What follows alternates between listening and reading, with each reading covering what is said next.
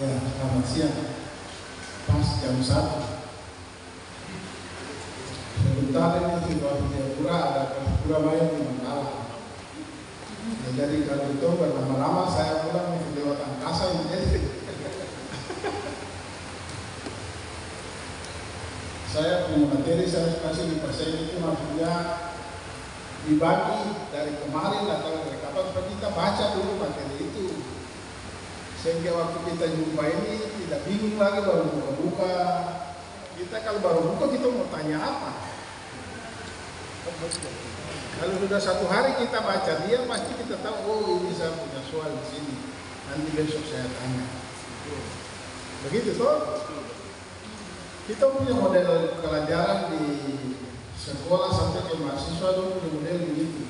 Datang waktu sudah sempit baru mulai cerita barang ini. Tapi habis waktu pada baru itu sudah semua cerita apa ini? Saya ikut kuliah itu saya bilang, kamu jangan salah. Bagi dulu materi itu 1 hari supaya peserta dia baca. Pasti dia akan muncul, saya tidak mengerti soal ini. Dia sudah siap itu pertanyaan buat nanti kita datang dulu ini kan. Oh sebentar saya tanya ini. Tapi kalau baru pagi kita cerita apa ini? Ini hal-hal yang kita lihat satu kelemahan yang ada di kita. Padahal pembinaan itu kalau boleh kita semua tahu. Kalau kita semua sudah tahu, tidak ada soal lagi. Yang menjadi soal itu karena yang lain tahu, yang lain belum tahu. Jadi berdebat lalu masing-masing orang mempertahankan dia punya argumen. Akhirnya muncul segala macam hal di kita. Jadi nanti saya sebentar saja dengan materi ini, lalu kita ada soal latihan. Saya memperkenalkan diri dulu, saya nama Albert Mengikuti. Saya pensiun dari Dinas Pendidikan Provinsi tahun 2013.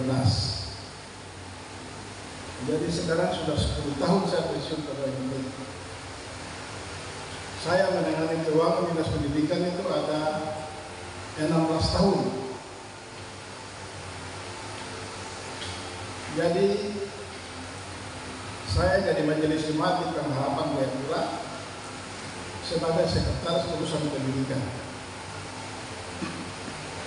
Di saat Pak mantan ketua klasis Pak Mano dia diangkat sebagai ketua klasis, saya waktu itu ada bawa Popnas ke Semarang.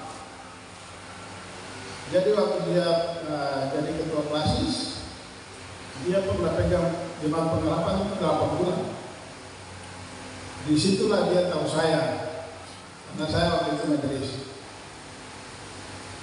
Kita rapat majelis dengan dia. Persoalan yang kita punya jemaat, teman-teman yang dipercayakan sebagai sekretaris urusan, mereka ambil uang dari bendahara jemaat, lakukan kegiatan lalu tidak memberikan pertanggungjawaban. Jadi kita rapat majelis dan dia sampaikan, wah bagaimana ini? Saya kebetulan datang terlambat, 1 kursi di pinggir dia saya duduk. Teman-teman semua berbicara, lalu saya bilang, maafin saya bisa kasih pendapat saya sedikit, terus lah. Saya bilang kami di pemerintah ini sebelum kita bekerja uang sudah ada. Itu berbeda dengan kita di jemaat ini. Harus bekerja dulu baru ada uang. Itu perbedaan mendasar sama sekali. Waktu COVID kita main semua karena tidak boleh daripada. Dan dari mana kami dapat uang? Kalau kami tidak daripada. Saya kembali kan tadi, saya bilang di pemerintah itu kalau awal bulan dia kasih dulu uang. Dulu istilahnya saya perlu tahu Bapak Ibu di sini ada pegawai negeri kan? Atau posisinya seperti apa? Coba pegawai negeri angkat tangan atau yang sudah pensiun. Pak mantan ketua klasis di pemerintah awal mula dia memberikan uang. Lalu kita terima, kita punya uang yang pertama dari pemerintah itu kita lakukan kegiatan. Habis itu kita mesti masukkan pertanggungjawaban, baru kegiatan kita yang berikut bisa berjalan. Wah, dia kaget, wah itu bagus itu. Saya bilang, Bapak begini, kita di DKI Tanah Papua ini kan kita adopsi aturan-aturan pemerintah masuk ke dalam kita. Kita belum mampu membuat satu aturan baku untuk kita sendiri lakukan. Apalagi menyangkut keuangan. Keuangan di negara kita saja, negara belum juga bisa mampu membuat aturan keuangan. Ini yang pakai ini dari Belanda punya ini. Orang-orang hebat di Jakarta yang lebih hebat itu belajar di Korea untuk mempersiapkan aturan tersendiri. Sampai saat ini juga belum jadi itu aturan. Jadi semuanya kita pakai aturan Belanda punya. Jadi kembali ke yang tadi. Setelah uang dikasih, masuk pertanggungjawaban baru bisa lakukan kegiatan berikut. Dan mereka bisa kasih uang yang berikut. Tapi kalau pun tidak kasih masuk pertanggungjawaban, sampai di situ sudah kegiatan. Itu bagus itu. Itu bahaya. Memang itu yang pemerintah lakukan, Pak. Nah, jadi setelah dia terpilih, dia telepon saya. Mama Putih, kau ada di mana? Karena bahkan saya ada di Semarang. Saya ada bawa Komnas. Kau mau kerja dengan saya kan? Saya bilang, saya kerja apa? Kau datang kembali di BPG itu periksa keuangan jemaat. Oh itu, baik. Nanti saya kembali ke itu baru saya dapat uang. Itu saya kerja di kantor nama itu. Sudah. Jadi setelah saya lihat, saya bilang teman-teman yang ada di gereja-gereja kita, mereka punya terpanggil dengan hati untuk melayani. Mereka tidak punya dasar apa-apa dengan keuangan itu, dia tidak tahu apa-apa. Kalau di pemerintah, teman-teman pegawai itu dilatih dulu. Dia sudah mahir, dia sudah punya sertifikat pelatihan, baru dikasih bendahara. Sehingga dia tahu betul kerja itu barang. Sehingga kita datang ke gereja, orang yang harus latar belakang itu tahu supaya dia arahkan ini baik. Kalau tidak, Pak, itu kacau semua ini. Udah saja saya tidak tahu barang itu, dijaga bagaimana kok kamu paksa saya. Akhirnya saya ikut saya punya mau.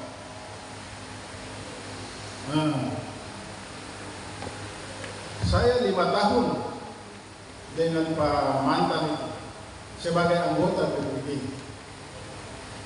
Saya melihat, ya karena waktu itu saya anggota PPG. Jadi sudah hanya saran buat Pak Ketua. Waktu itu Pak Latul yang ketua. Pak Latul itu dia pensiun dari transmigrasi, pegawai transmigrasi tenaga kerja waktu itu. Entah itu dia bagian apa di situ, tapi kami juga kerjasama tapi dengan dinas pendidikan. Jadi saya betul-betul, oh iya. Seringkali salah saya, tahu itu tidak betul, ya itu salah itu kalau ada atau keuangan tidak begitu. Tapi yang dia ketua kan sudah berjalan. Hal yang begini tidak pernah kita lakukan di tengah-tengah jemaat. Semua jemaat yang ada di klasis. Jadi itulah kelemahan kita. Yang mestinya teman-teman di sini ada PPG kan, PPG jemaat. Ya, ini teman-teman PPG jemaat ini fungsinya mereka. Tapi itu juga mereka ini punya latar belakang seperti apa. Kalau dia memahami itu keuangan, dia akan ajak teman-teman baik. Tapi kalau tidak juga salah, kemudian.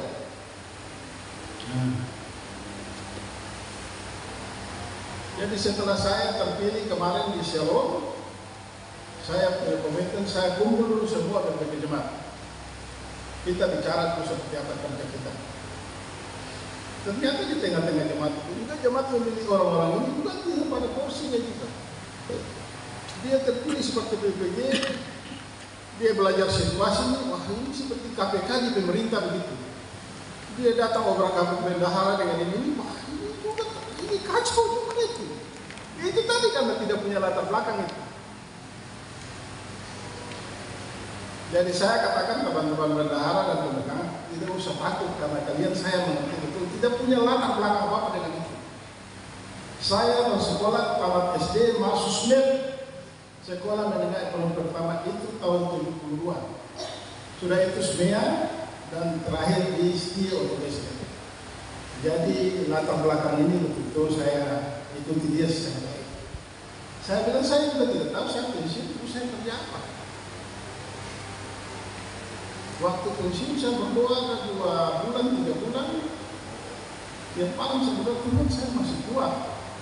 Tapi saya tinggal di rumah 2 bulan juga saya pusing. Bikin apa tinggal tidur baru tidur bangun. Satu malam saya bermimpi. Jokowi datang ke saya. Dia giring saya, dia bawa saya di rumah film Jayapura di tengah-tengah ini. Dia buka itu pintu, baru itu besar gelap. Dia kontak lampu satu menyala. Di dalam itu laba-laba pol. Baru dia bilang, Kobe kerja di sini. Tengah malam saya kata, Tuhan Yesus, terima kasih. Tuhan suruh saya bekerja di gereja. Itu dia punya perjalanan pengalaman rohani yang saya alami.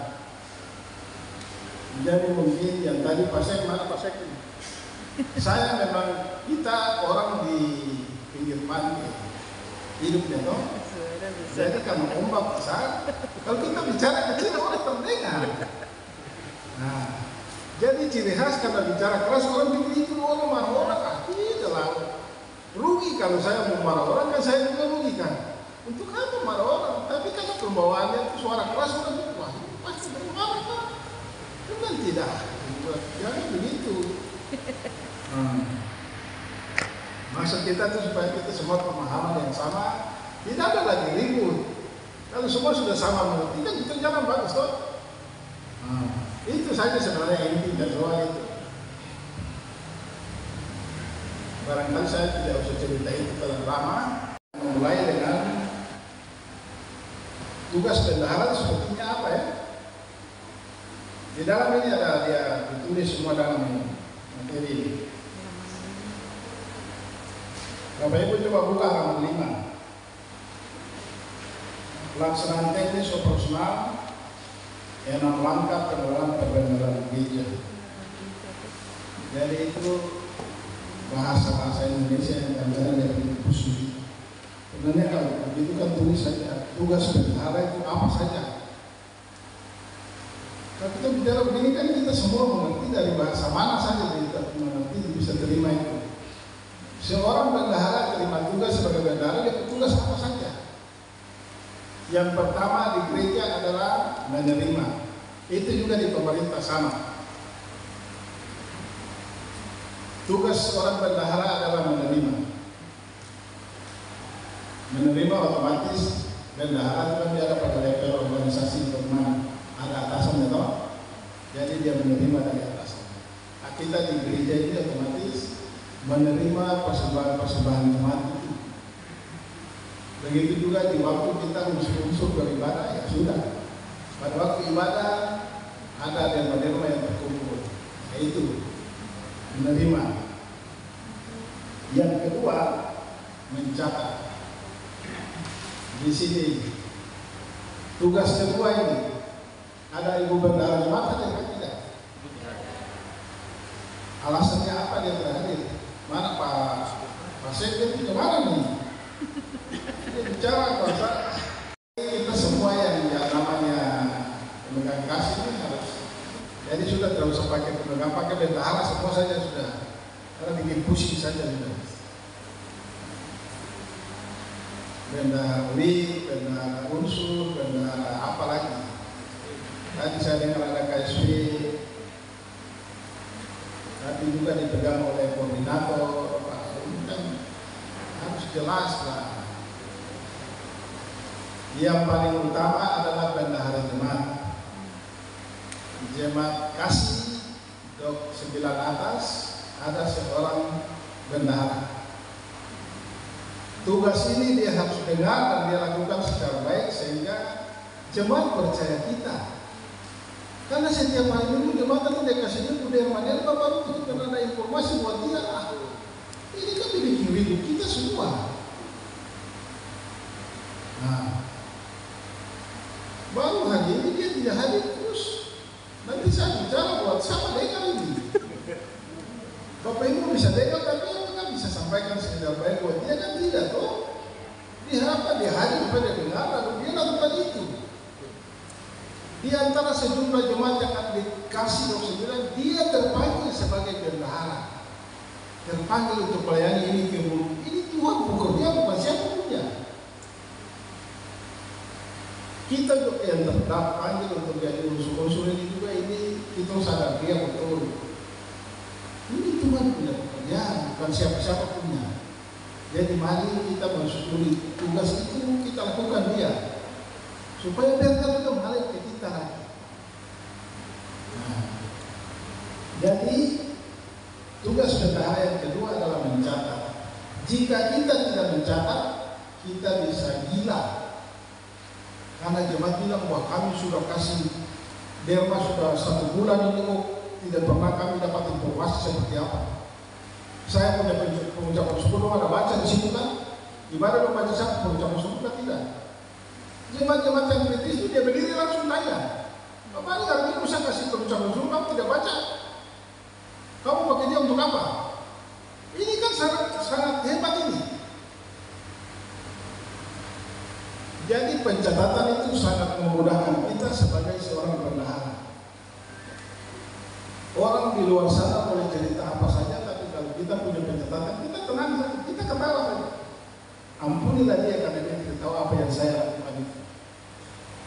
Karena saya punya data lengkap.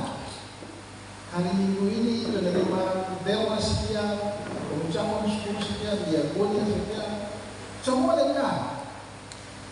Yang punya perseteruan dia tanya, oh ini betul, ini kok baca pengalaman dia ada lengkap ini. Jumlahnya, namanya sekian, jumlahnya sekian. Sehingga jemaat percaya. Nah, yang tugas yang ketiga bendahara adalah menyimpan. Jadi setelah menerima, mencatat, lalu menyimpan. Menyimpan ini ada banyak aturan. Kalau uang di jemaat ini terlalu besar, dipersyaratkan sesuai aturan perbendaharaan gereja itu jemaat-jemaat pinggiran itu 500.000 saja. Jemaat di kota 1 juta. Cuma kita ikuti perkembangan.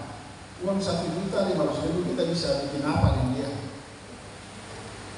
Tidak punya nilai lagi. Di tengah-tengah jemaat terjadi sesuatu yang kita tidak tahu, apakah 1 juta itu dia bisa menjawab? Kan tidak. Kita boleh menyimpan minimal dan maksimal itu 10 juta. Itu artinya sudah bertentangan dengan aturan yang tadi 1 juta dinaikkan jadi 10. Karena 10 itu paling tidak bisa menjawab soal. Sekarang ini sudah ada ATM lah, barang-barang apa itu yang memudahkan, tapi juga tidak seperti itu. Di tangan bendahara harus ada uang tunai yang jikalau terjadi sesuatu dia bisa menjawab itu. Sehingga maksimal uang yang disimpan di jemaat, di brankas jemaat 10 juta. Sedangkan di tangan Bapak Ibu yang diberikan kasih, dan nanti sebentar saya jelaskan lebih rinci lagi. Karena Bapak Ibu hanya menyimpan dana penunjang pelayanan. Itu yang perlu dicatat baik supaya nanti besok sidang jemaat kita bahasnya di sidang jemaat. Setiap unsur dan KSP dan WIK harus punya dana itu. Karena unsur dan ini mereka di berdepan pelayanan di tengah-tengah jemaat. Kita berjemaat, kita bisa beribadah 1 minggu hanya minggu saja. Tapi di unsur dan itu setiap hari orang beribadah. Ada yang jadwalnya hari Senin, ada yang Selasa, sampai dengan hari Sabtu mungkin masih ada juga unsur-unsur toh. Nah, sehingga di mereka ini ada batasan dan juga dia tidak banyak penerimaan. Yang banyak itu di bendahara jemaat ini. Jadi secara aturan dan kebijakan dia boleh menyimpan 10 juta. Sisanya dibawa ke rekening jemaat yang ada di bank pemerintah atau ya bank non pemerintah. Sehingga untuk aman. Karena kalau simpan semua uang jemaat di sini tiba-tiba terjadi apa yang kita tidak tahu, kebakaran untuk apa semua habis terus sudah biaya apa? Lain dia lain. Waktu nganga semua tidak bisa menjawab soal. Tapi kalau barang itu ada tersimpan di bank, sekalipun itu kecelakaan tadi masih ada. Itu karena roh memimpin kita untuk ya berjalan sesuai arah yang benar. Di soal yang ini kadang-kadang jemaat simpan uang lalu uang subuh-subuh taralak, betul lihat saya dulu. Saya bilang, aduh, itu Bank Indonesia dia juga setiap kita pindah lagi ke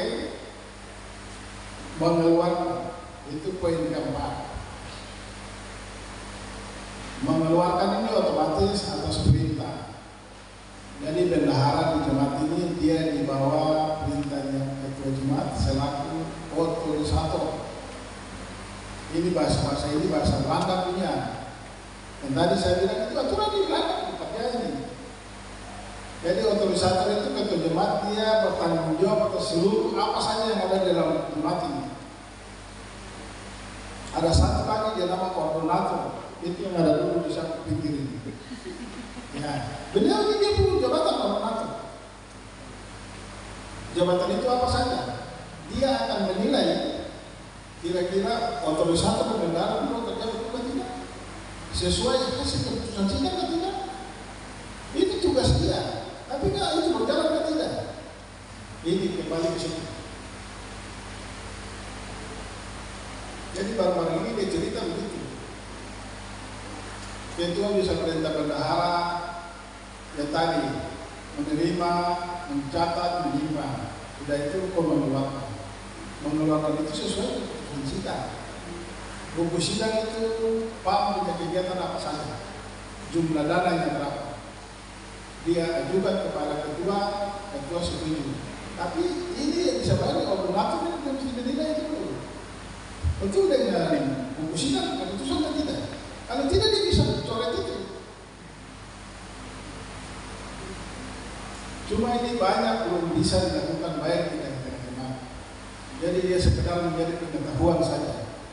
Tapi beliau bisa berani kalau dia tahu dia bisa kasih tahu buat otorisator yang benar. Dia bikin itu keputusan sidang kan kemarin itu sidang itu. Kalau sidang sebunyi bahwa PKB itu kegiatan sekian dan jumlah dana sekian, PW juga demikian PAM. Tetapi keputusan sidang itu angka-angka itu angka iman. Kita belum ada uang, hanya proyeksi berdasarkan realisasi tahun lalu.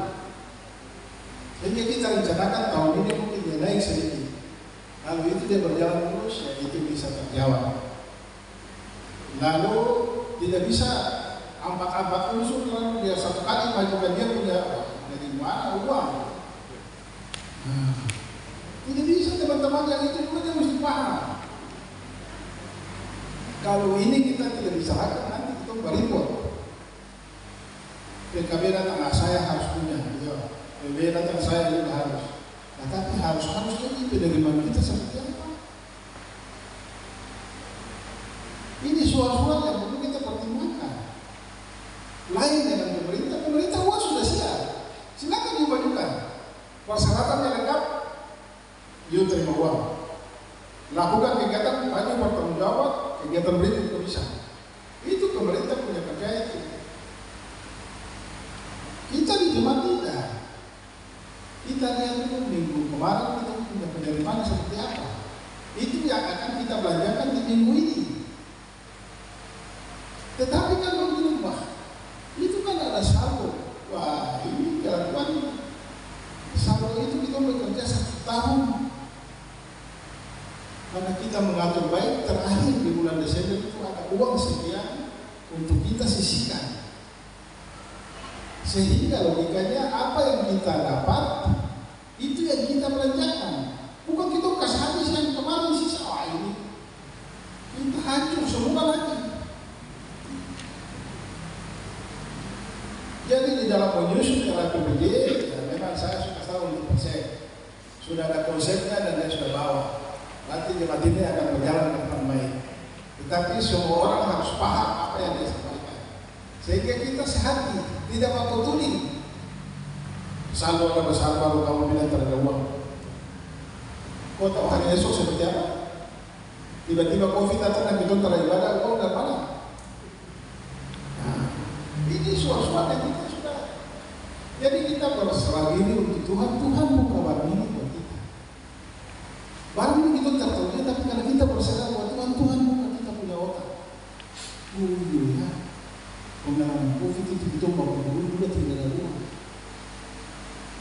kalau ada mati juga terhadap orang teleponnya buat dia. Jangan saya besok yang pulang lagi. Ini hal-hal buruk yang kita antisipasi tidak terulang. Supaya kita maju ke depan lebih bagus toh. Itu yang mengeluarkan. Yang kelima, melaporkan. Melaporkan ini sebenarnya yang tadi saya katakan. Minggu kemarin kita beribadah, hari Minggu besok itu di depan itu sudah ada laporan. Ibadah kemarin itu persembahan dari jemaat berapa? Apa ada paketan juga? Tanggung merah berapa? Tanggung biru berapa? Tanggung merah hitam berapa? Jemaat yang ada itu dia. Itu berarti sudah ada transparansi dari PMB ini buat kita warga jemaat. Persembahan dalam pengucapan syukur dari keluarga ini, persepuluhan dari keluarga ini, nah, itu melaporkan ini. Sehingga itu dia transparansi dan jemaat akan memberikan karena, wah saya pernah mana terus karena memang saya memberikan dan mau laporkan terus di jemaat. Jadi dia bersemangat juga untuk besok lah saya berikan terus pada membaca satu nama itu dengan jemaat. Ini kan masing-masing yang dia cara-cara tiap-tiap orang. Ada orang yang bilang apa makam puji. Padahal kita punya kita bilang kalau perlu tangan kiri kasih tangan kanan kok terus tahu sudah. Tapi apakah itu bisa? Ada masing-masing orang yang melakukan seperti begitu. Contoh kasus seperti persepuluhan. Persepuluhan ini janji Tuhan buat kita. Apa yang kita dapat sepersepuluh itu diberikan kepada Tuhan. Tuhan akan menimbul kepada kita. Kita tidak akan kurang. Tetapi di antara jemaat kita yang paling besar, satu minggu itu tidak ada 20 orang yang kasih barang itu. Saya bilang, wah, saya yang bicara itu terakhir kalau saya untuk setelah saya kasih barang itu, saya dapat uang terus. Jadi ini bukan saya cerita bahwa kita dengar saya, tapi coba kita coba. Wajib memberikan itu persepuluhan. Bagi teman-teman yang pegawai negeri yang gaji, yang pensiun, itu sudah. Kok pensiun berapa? 10% dari itu kok dikasih hari ini. Kan cuma 1 bulan saja kok. Baru nanti kau lihat bagaimana Tuhan akan bekerja dengan kau itu. Luar biasa. Kata firman cukup jelas, tapi setan juga cukup jelas mempengaruhi kita. Jadi kita kalah buat setan. Yang fokus itu dia tipu. Padahal kita ada pilihan. Saya coba dulu. Tuhan tahu kita punya jiwa segala macam di kita. Kita antara kita bisa tipu, tapi tak bisa tipu Tuhan Yesus. Itu dari perilaku hidup kita saja. Kau bisa tipu kau teman kau tak bisa tipu Tuhan Yesus. Terutama yang kita udah bicara persepuluhan. Itu berapa orang yang hadir hari ini? Coba besok hari Minggu atau nanti habis bulan. Semua orang ini berapa sebulan baru nanti cerita. Hal ini yang tidak pernah ditekankan untuk semua umat sehingga kita diulang kali bilang kita bisa tak mencoba karena banyak. Satu kali hanya 2 juta baru ini kebutuhan banyak yang tidak buat terpaksa saya aplikasi barang itu bagaimana lagi? Ini karena saya tak bekerja itu tadi. Mesti melawan dia. Pensiun 2 juta 200.000 per minggu. Jadi saya punya hak hanya 1,8 saja. Nah, itu 200 itu hari minggu sampai 2 jadi gereja. Karena 2 juta itu mana dia cukup untuk 1 bulan. Tapi kalau saya kasih 200, akan lebih daripada itu akan Tuhan limpahkan untuk saya. Ini pengalaman. Dan itu juga pengalaman uji coba Tuhan Yesus juga. Ini kan pengalaman limpahan yang kita sudah baca. Mestinya itu yang ditulis dari, tapi itu sudah. Tapi masih saja kita tidak percaya juga. Itu karena itu saya tak percaya. Dia pengaruh kita sampai gandeng dari itu ngomong bos. kita mesti coba, jangan dengar begitu lalu tercoba. Coba dulu baru buktikan. Ya, itu masalah persepuluhan yang sebenarnya itu juga pendeta kan.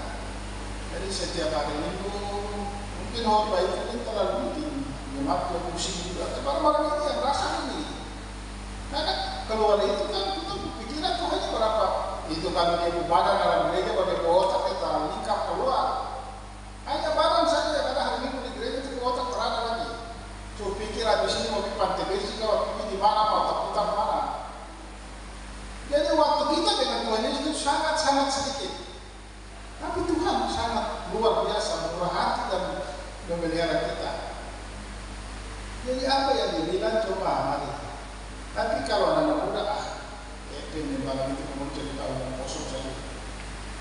Nanti setua sudah laku orang sudah saya kembali ke ikuti juga.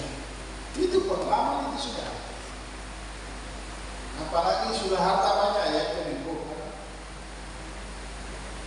Manusia bawa pilih jadi anggota DPR gitu loh. Kita kaca sebenarnya tertutup kota perlu lagi. Ini kan besok juga begitu tuh model. Tapi waktu besok ini sedangkan ada berjalan kayak begini. Ya apa itu? Segala macam cara. Nanti saya kasih berapa ratus ribu yang ini kopi saya. Habis itu kau sudah pilih, kau sudah terpenuhi dengan orang. Itu kelakuan kita. Dan itu setan bekerja dalam hidup itu. Padahal hukum dari kita bilang kasih itu nomor satu. Kasih seperti apa itu kasih? Kasih jangan dia orang lalu kasih kaca kan? Kasih sabaran ya. Terus yang terakhir itu tugas bendahara mempertanggungjawabkan ini ya. Dia harus siap diperiksa oleh BPG, lalu hasil itu kita bawa kepada sidang jemaat. Sidang jemaat kalau laporan keuangan tidak ada, jemaat semua menolak. Kita berhenti sidang jemaat. Karena setiap hari Minggu kami datang ke semua, kamu tidak laporkan dia kan? Kami tidak tahu itu uang-uang yang kami kasih itu dari mana. Dua saja yang dibicarakan dalam sidang jemaat. Evaluasi perjalanan pelayanan, lalu uang, laporan keuangan. Jadi itu yang kita semua mesti dengar dan tahu. Besok kalau sidang jemaat tidak ada itu, kita stop. Lalu saksikan. Karena yang diadu bendahara tidak ada yang kita dengar, ini besok kita bikin laporan terus kamu masih dengar apa? Iya, dia ini yang jadi motor dia saya bicara dia kerasa, kalau bicara keras itu dia pernah itu pakai kue begitu dia hancur. Saya sudah aku tenang saja, saya terima keras itu untuk baik, bukan yang untuk tidak baik. Saya kasih tahu karena itu saya punya pengalaman seperti itu. Kau ikut apa yang saya buat ini supaya kau bicara bagus dan orang yang ngomong itu dia. Kami orang Ambon ini kelakuan dibicarakan oleh semua masyarakat. Kamu hebat-hebat bergaya tapi bukan tipu orang. Saya bilang stop jangan kau bicara orang lain. Kau bicara pribadi. Saya mesti buktikan bahwa saya jalan orang laku itu kalau kau paling bagus. Tidak boleh yang begitu kita bergaya, jalan hebat sekali. Tapi tipunya juga luar biasa juga. Teman sendiri tipu, habis itu ditipu orang lagi. Wah itu dia jadi cerita masyarakat. Bapak yang cerita begitu, waktu dia penipu itu. Kami terlibat dengan mungkin Bapak Ibu ikuti dana bos. Itu dari awal itu program dana bos itu saya yang sudah. Sampai terakhir Polda Papua angkat kasus itu hampir 1 tahun Pak. Di semua kota Jayapura orang cerita saya ke warung-warung. Siapa teman-teman saya cerita. Saya bilang itu nih kemauan. Waktu yang akan menentukan kau cerita atau saya yang cerita. Terakhir bubar semua.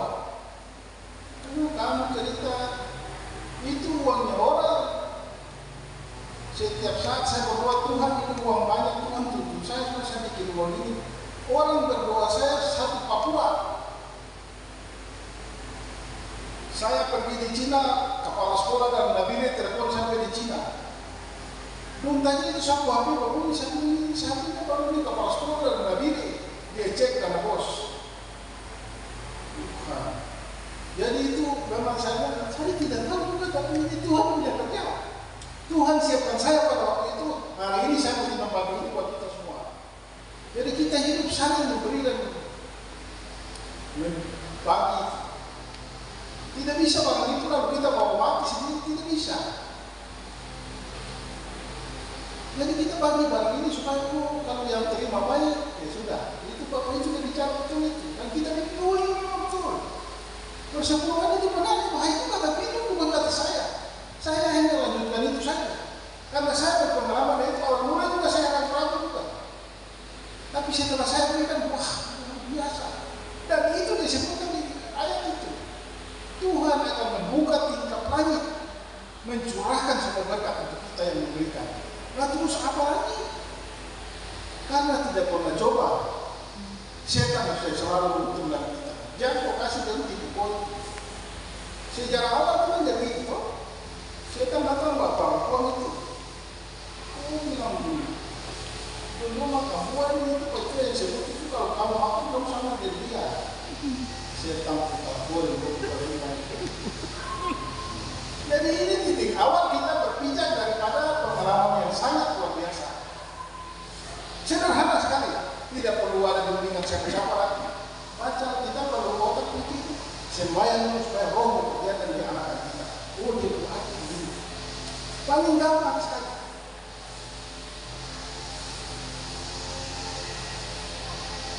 Jadi terakhir tadi itu berpertanggungjawabkan. Tadi saya sudah katakan bahwa nanti kalau sidang jemaat tidak ada laporan keuangan, protes itu sidang. Kita stop sidang.